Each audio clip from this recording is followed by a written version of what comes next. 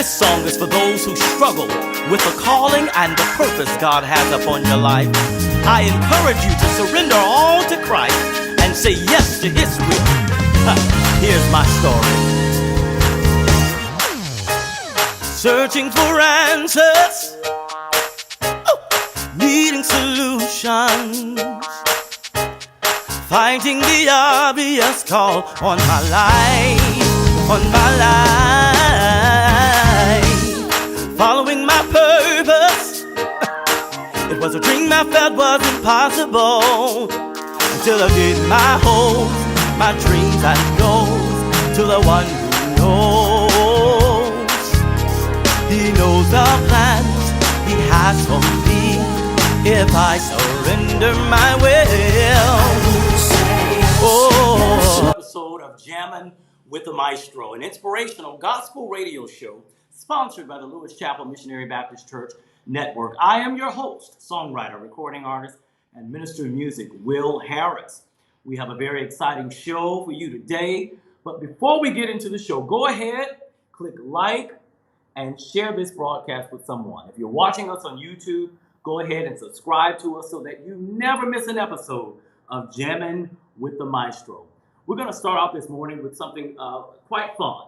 We're going to have a little fun in Jesus this morning. We're going to do a small gospel music trivia. How well do you know your gospel music? Okay? So the first question that we have for you today: who is the father of black gospel music? Is it James Cleveland? Is it Thomas Dorsey? Is it Edwin Hawkins? Or is it John P. Key? You got four answers there. James Cleveland, Thomas Dorsey, Edwin Hawkins, John P. Key. Think about it. Who is the father of black gospel music? The answer is Thomas Dorsey. Many of you all probably know the famous hymn, Precious Lord, Take My Hand. That's what we know Thomas Dorsey for, but he is also known as the father of black gospel music.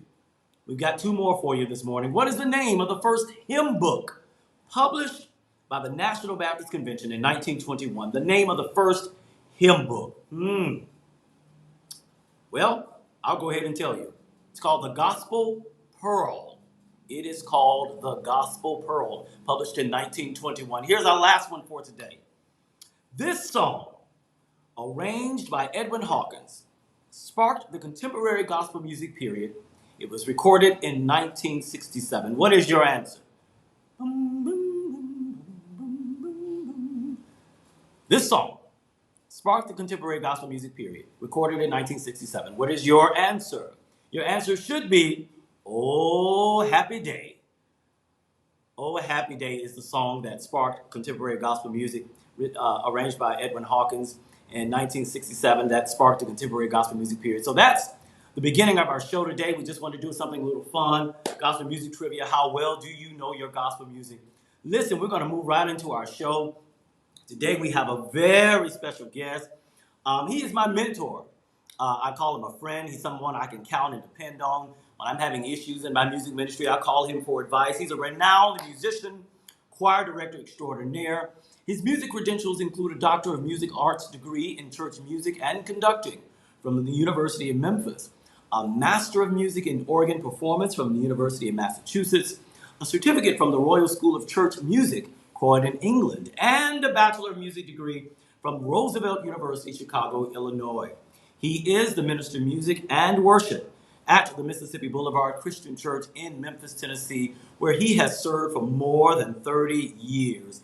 Would you please welcome my mentor? I call him Pops, Dr. Leo Davis. How you doing, Dr. Davis? I'm doing well. It is so good to see you, Will, Professor Harris. It's wonderful. And I want to just start by commending you on just phenomenal work that you're doing. Your work, your writing, your compositional writing has just blossomed, and it is a tremendous blessing to the community. So I'm honored to be here sharing with you today. Thank you so much, Dr. Davis, for taking the time. I know you're a busy man, so we really, really appreciate it. Listen, I want to tell the audience how I first became introduced to your work. Okay. I was attending the Church of God in Christ convention in Memphis, Tennessee, many, many years ago. I believe it was being held at Bountiful Blessings, Temple of Deliverance. Okay. And your church choir, Mississippi Boulevard, first of all, they were attired in this beautiful African print looking garments, got on stage, and you all sang My Soul's Been Anchored in the Lord, arranged by Moses Hogan. Right. And Right. then you switched gears and you sang some gospel number. I don't know what it was, but the diversity there was so amazing to me. And I said, oh my God, I want to do that. I want to be like Wow. this man here. So kudos to you Yeah. and your choir and for all of the work Lord, I you put in. remember that. I Yes, remember that night. Oh my goodness, Lord. Yeah, I remember that. yeah, Wow. it's been years ago. Years ago. Yes, Yeah. sir. Yes, sir. Awesome. So before we begin talking with Dr. Davis, I want to introduce our listening audience to your work. I was so inspired by this next piece that we're getting ready to play. It's a music video that you put together during the pandemic. It's called Rest. I believe Rest is written by V. Michael McKay, if I'm not mistaken. Yes, it is. That's correct. Rest is written by V. Michael McKay, but this piece is performed by Dr. Davis's church choir, Mississippi Boulevard Christian Church Choir, and it is a virtual video.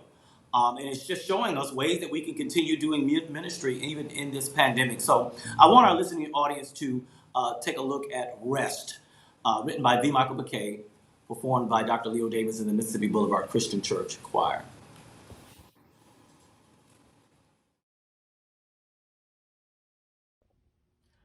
On March 31st, tests confirmed that I had coronavirus. Listen, those 14 days were rough and challenging. The hardest part about fighting the virus was thinking that I had to fight the virus alone. But I quickly realized that I wasn't alone.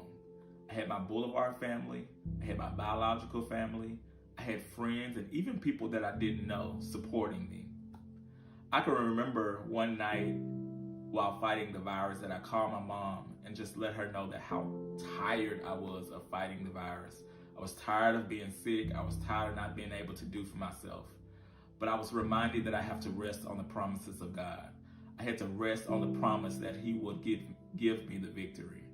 So if you're dealing with coronavirus or you're just anxious about the coronavirus, you have to rest on the promises of God. No matter how weary we get, no matter how disappointed we are, we rest on His promises that He would cause all of us to have the victory. I survived coronavirus, and you can too.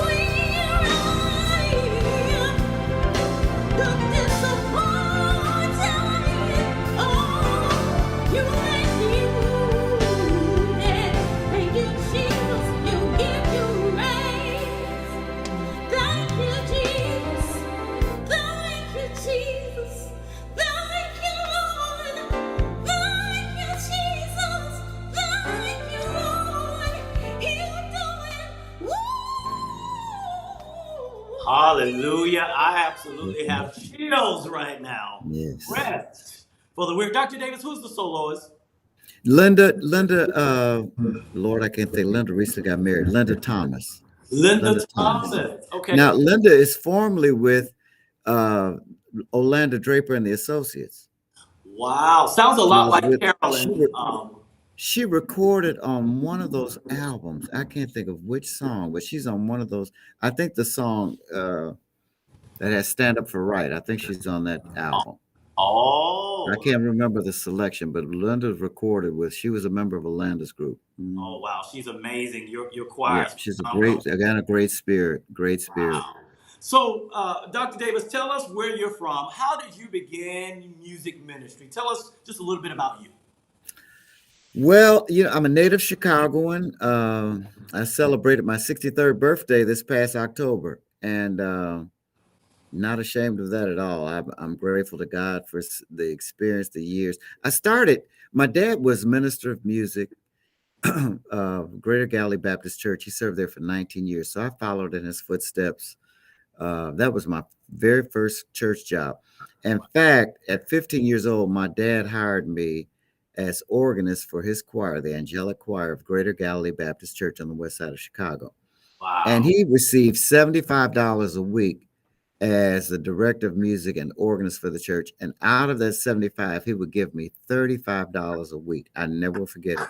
And I he love it. taught me, he said, this is I want you to learn how to not only to navigate your money, but also to know that you're to be respected for offering a service. So he taught me those principles early on. So couldn't wait. I thought I was rich at high school, $35 a week. That was big money. Dr. Davis, you Yeah. wouldn't believe my first church job, I made $45 a week. I thought I was rich too. Oh yeah, yeah, yeah. So that was, we were very fortunate. So I played for my dad every Sunday, and then assumed a position at 19 as over that particular choir. But also, I just grew and grew. I had a passion for good church choir music. I studied with. Started at the age of 7 studying piano at the Chicago Conservatory of Music Okay. there, and I went to private high school, elementary and high school, and was involved in the music programs there as well. So about 15 years old, he knew my gifts had started to blossom in terms of a pianist, but my love for organ and studying pipe organ. And I started studying pipe organ with, I can't think of the organist's name now. Oh my God. Ryan, oh God, he was my first organ teacher that played at the Catholic school that I attended at St. Michael's. And so he was the organist there. We had a wonderful pipe organ there on the north side of Chicago. And I would go early in the mornings to study with him. And I can recall those lessons, walking up those spiral staircases to get to his lesson. Oh, it was almost like a scary movie. The staircases, I still can remember going up and studying those pieces, the prelude, the little fugues by Bach, the prelude and fugue in C major, all those little things. So I learned that, and then I wanted to learn gospel organ, so I started studying with Charles Clancy, who was a phenomenal musician in the Chicago area. Also, had a great church choir, but also had this semi-professional Black ensemble, the Voices of Melody. And what struck me about the Voices of Melody is that Charles had them. They did everything from Handel to Haydn to 20th century works by Black composers, other composers, and then gospel music. It was just unbelievable. So I was the new kid on the block with that group and studying with him. So I learned, just hearing all this kind of wonderful music. And then every church choir that Charles became affiliated with was diverse, and they were first class. So he had Martin Temple AME Zion Church. He was working at Cosmopolitan. When Wow. Cosmopolitan was in the heyday, they were really singing. Go on YouTube and look up Charles Clancy and the Cosmopolitan Church Choir back in the day. Oh yeah, I I wish you remember. could Yes. find them doing. They back in the day, Cosmopolitan was performing works from the Messiah. Their broadcast, they would do the whole broadcast, just works from the Messiah. Wow. It was just unbelievable. You didn't, and everything he touched, he put that sound. So Cosmopolitan, Shelby Wills, and all those guys, Allen, that came afterwards and put Cosmopolitan out there, they're staying on the shoulders of Charles Clancy. Charles Clancy really built a more diverse group back in that day. Not against what they're doing now, but back in the day.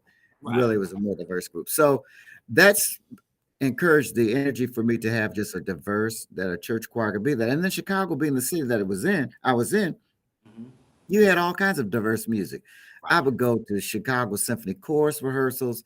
I attended Ebenezer Baptist Church with Hortense Love, who was the minister of music, and she featured a Messiah every year that she Mm. could have William Warfield, Lawrence Craig, Leontine Price as soloists. I mean, they had the premier Messiah in the city. Wow. Florence Smith was at Greater Bethesda Baptist Church.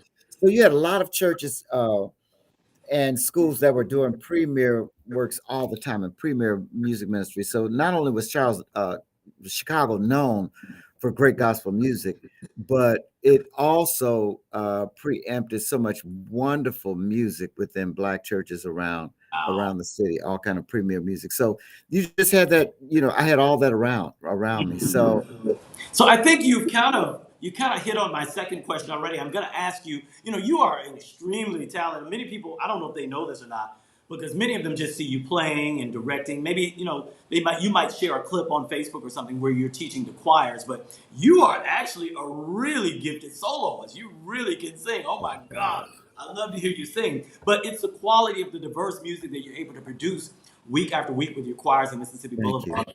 Most church choirs are comprised of singers who are just members who just want to sing. And they may not be professional singers and they may not have the training it takes to present the quality of music you present. Can you talk to our audience about how you began training your choirs to present such a high level of quality music? Well, I think for me, it's always been the passion. The leader has to be passionate about it. Mm. And if the volunteers, I think it's more for me the experience of seeing volunteers being transformed that come in from working all day, and then you transform them into you place what's inside of you, and they begin to attach themselves to the love of the music, the diversity of the music, the challenge of it. And so when they see the expectation, and they see the expectation every week, and every week that you're prepared, every week that you're coming in, that they know where to go, all the music is there, they can go on planning center, all everything. It's about the professionalism of the leadership and the passion of the leadership.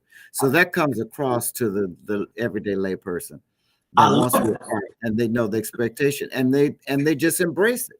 They that. begin to embrace it because they sense the passion from the leadership. I think passionate leadership is everything.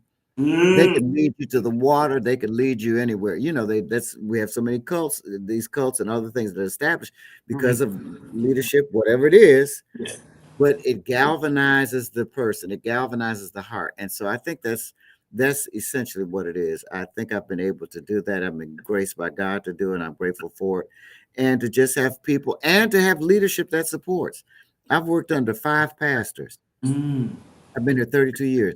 So three have been the senior pastors and 2 interim.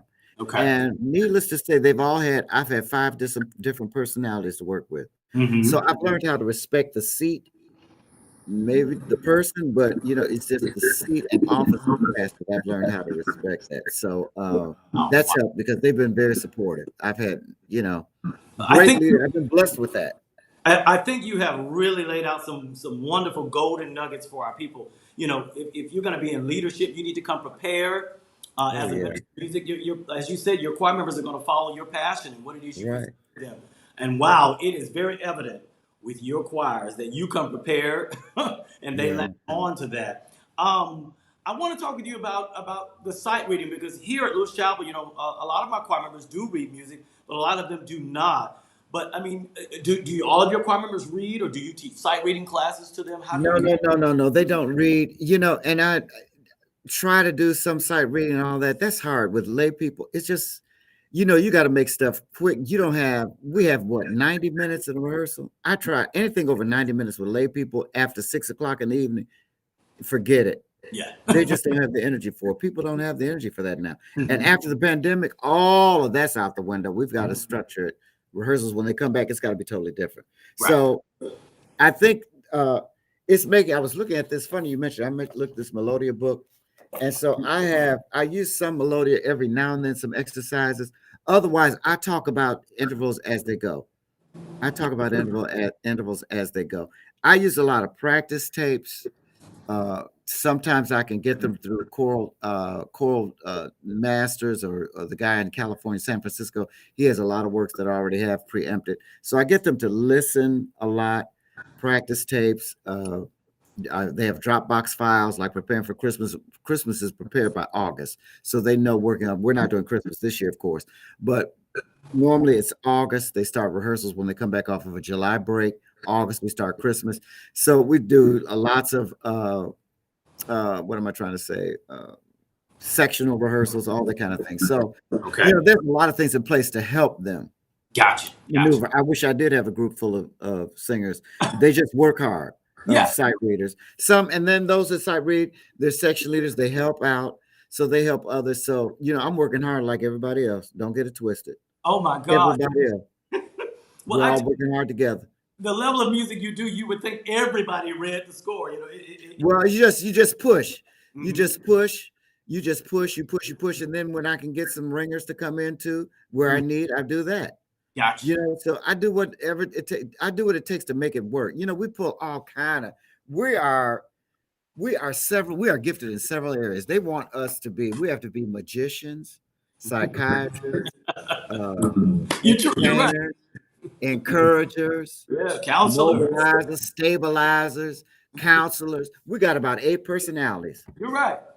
We do. We have to do all that to make You're it work. All that to make it work. Mm-hmm. They don't have a clue. People You're just think, oh, they're just up there earning. They have no clue what it takes to make this work from week to week. And then guess what? Mhm. When they leave the service on that Sunday, or when they click off the broadcast, they turn around and say, what are they going to do next week? Right. It's over. One of the things that's interesting about this is that you have, I don't know, anywhere from 30 to 60 singers up there, and you've got to make sure everybody is singing their part correctly and taking the breath at the same time. There you go. All of these different moving pieces. And so you're absolutely right. It is a lot. But we've been talking about diversity and how diverse your choir is. I want to play a little bit of a music video, Praise Ye the Lord. Yes. That features Brandy. Brandy Sutton. Yes. Love her. Yes, organist Nathaniel Gums on pipe organ. Let's take a listen to Praise Ye the Lord. And listen, Brandy's going to be with the Met. She's with the Metropolitan Opera. She was featured last year in Porgy and Bess, and she's with the Met this December in Cinderella. Amazing. I love her. She's doing great. She's doing great stuff. Yeah, my first time being introduced to her, I believe, was at the Dorsey Convention a few years back. But phenomenal. So let's take a listen.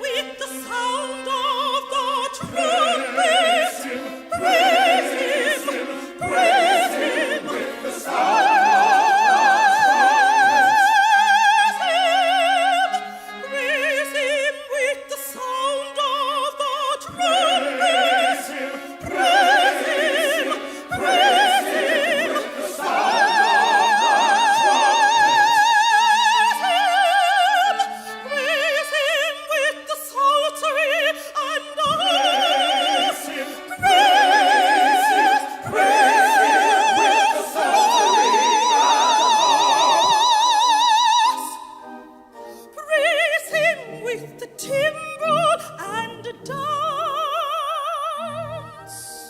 Praise him with the timbrel and a dance.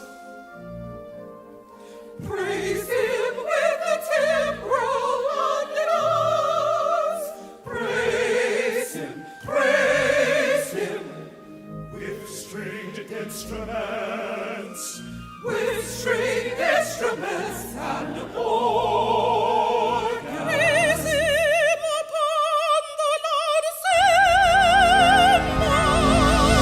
Praise him upon the loud cymbals.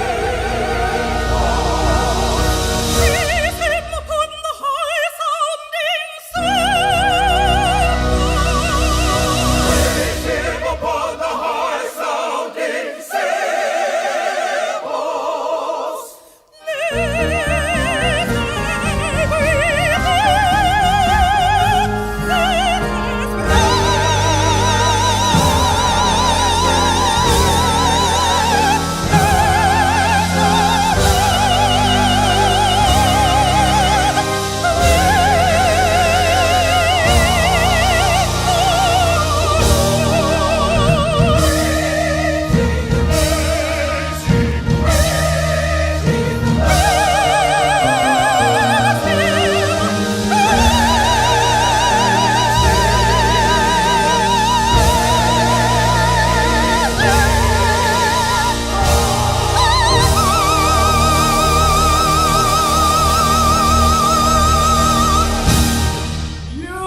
Beautiful, beautiful, beautiful.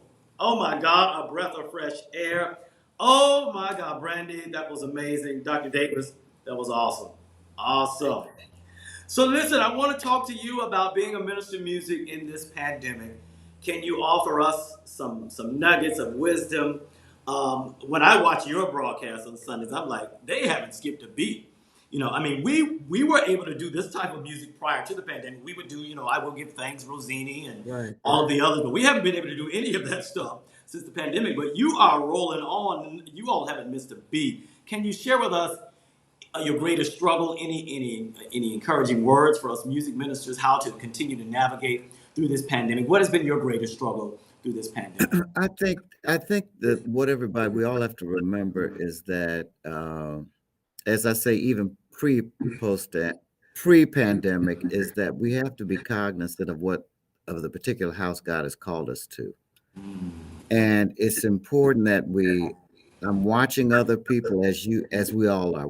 This pandemic caught everybody off guard. Mm-hmm. We were saying the things that we're doing now, we were saying, oh, we'll do that in a couple of years.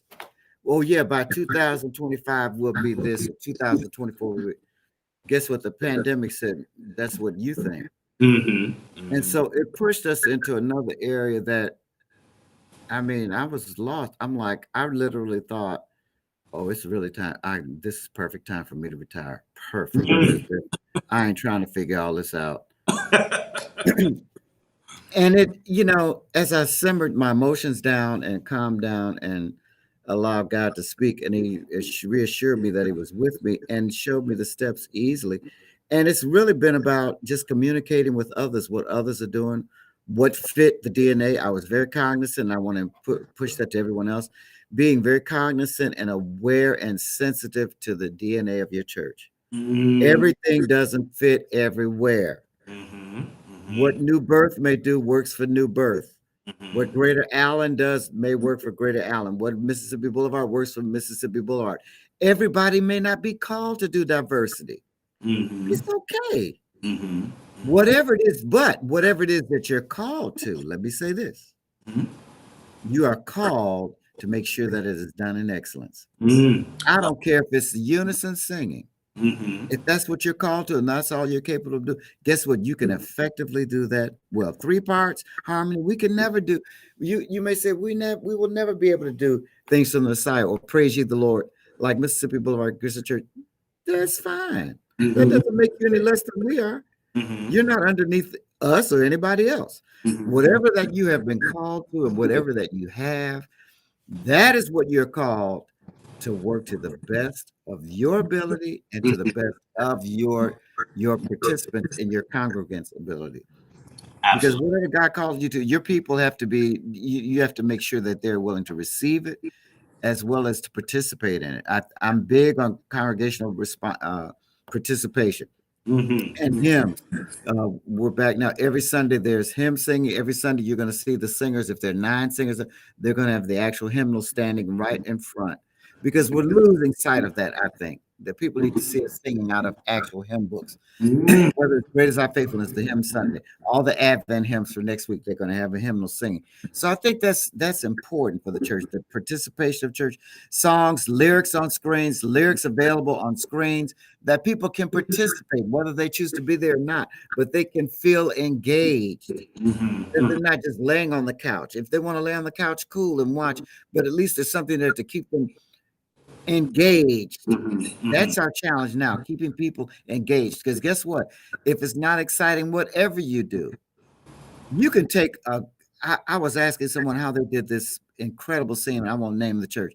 It was unbelievable. Wow. And I said, I called. Mm-hmm. Tell me how did I'll do it in a minute. I'll call if I see something, I will call to find out. All you can tell me is no. I called and they said we had 5 iPhones. Mm. And we captured it from different. I could not believe it. It was unbelievable. So that's the capability that we have now. So Yeah. we don't have those expensive cameras. Now, those of us that do, there's some churches that have the cameras. I was talking to a friend last week. How'd you get those particular shots? She said, our cameramen have those cameras. They can put them on their backs. It's just unbelievable. Wow. So, you use what you have and to the effectiveness that what God and look to God. He said, in all that ways, acknowledge me first, and I will do what? Direct your path. That's a promise. And and utilize those resources that are made available to you. You have people That's like it. I called you at the beginning of this pandemic. I think you were with Carlos Nichols at the time, and you Right. told me Right. about multi-tracks, and we've been rocking with multi-tracks ever since. I'm So, telling you now. so thank you so much. Listen, Dr. Davis is a highly sought after clinician. I've had him here at Lewis Chapel quite a few times. Tell us real quickly, how can we book you? Where can we find you on social media? You can come to social media, Leo Davis, Instagram, Henry Lee Music. Go on our church's website, Mississippi Boulevard Christian Church. My email address is davis.leo@theboulevard.org. Davis.leo@theboulevard.org. I'd be thrilled to come to your church. I don't think I have a copy of my latest book, No Gimmicks. I'm preparing to write another. There are 2 volumes to that, aren't there? Yes, so I'm getting ready to prepare another one. I don't have one here at the church. That's amazing. I have I both. thought I did, but Love them. Love them. so, but anyway, I'm going to prepare another. But anyway, I'd love to come and talk and share with you on your congregation at any time. Well, I want to just thank you for your contribution to gospel music and to church music, period. There's so many of us who look up to you. Every time we call Thank you, you. you're very humble. You share with us advice. Oh, Your yes. work is amazing. I want to thank you for even singing some of my original compositions. We're going to Yes. close today's show. Yes. One of my original compositions performed by the Mississippi Boulevard Christian Church. And I was honored that you allowed us to do that. That was wonderful. It was wonderful. I loved it. The Yes. choir loved it. The orchestra with it was amazing, man. It was Yes. Yeah. So we're going to close out today with Don't Forget Baby Jesus, featuring the Mississippi Boulevard Christian Church and Alicia Peters Jordan as we approach this holiday season. Don't forget Baby Jesus. Thank you, Dr. Davis, for this amazing interview. My pleasure. Thank you, Will. Thank you for having me.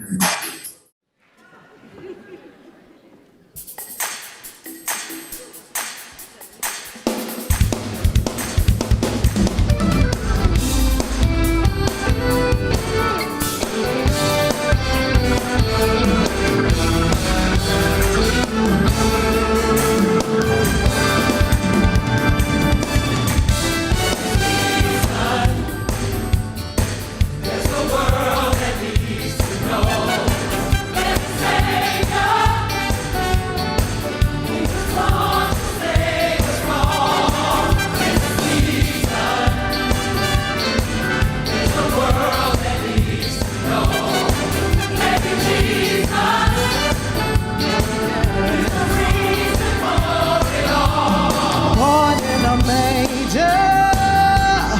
where there was no room for him in the end. This beautiful gift of life. He's the Savior of the world.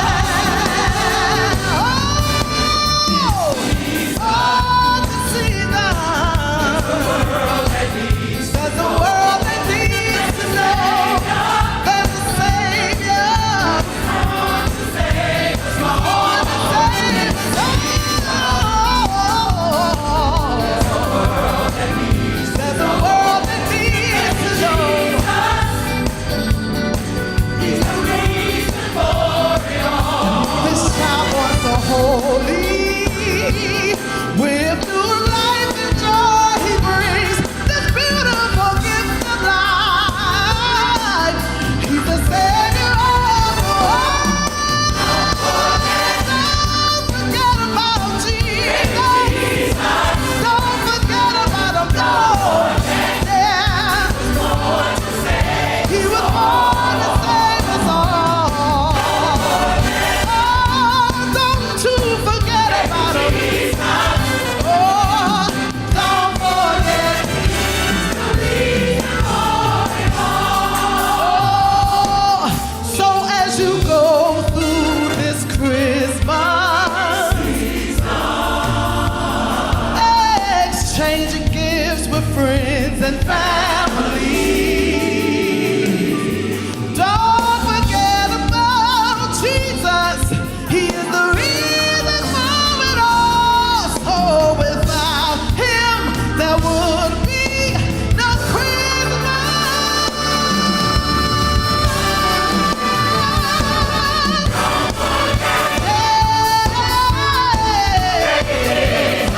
Baby Jesus.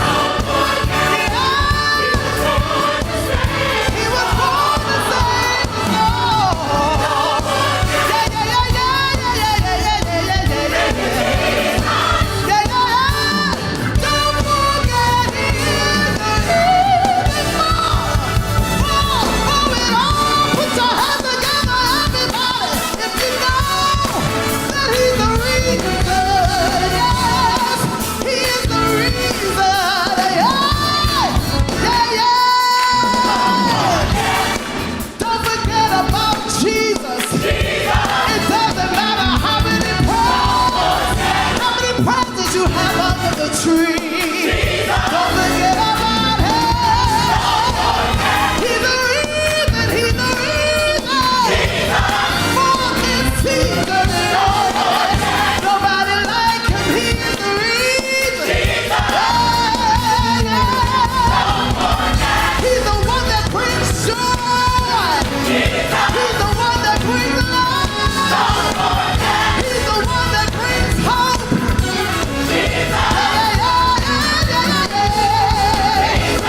Don't forget about Jesus.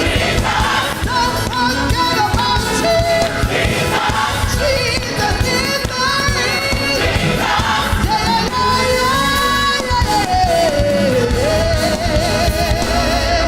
Don't forget